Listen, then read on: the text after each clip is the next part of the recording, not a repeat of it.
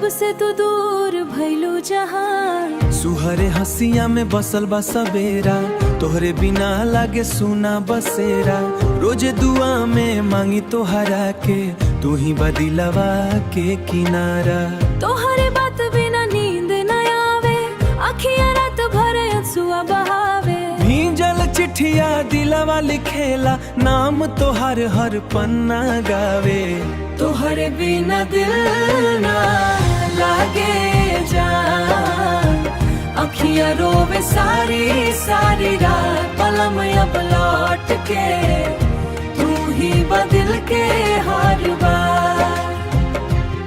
ओ सजनवा काहे दूर गइलू हो, ओ जानम तोहरे बिना जीना ना लागे हो।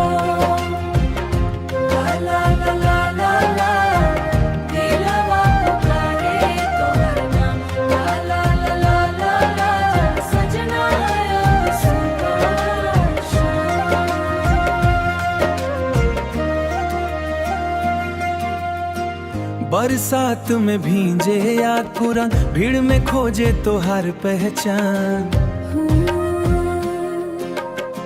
रब से मांगी हर पहचान, रब से मांगी बस ये दुआ।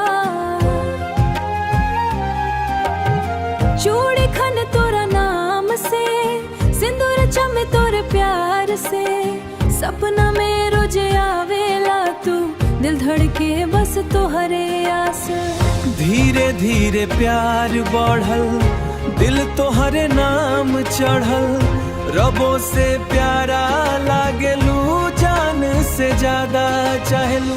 अब न जइहा दूर कहीं, तू ही तो दुनिया हमार।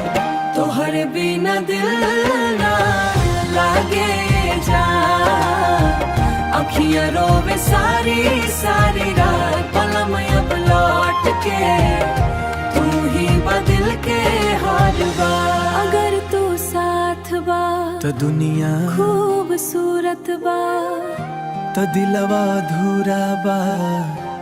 तोहरे भी लागे ए जान।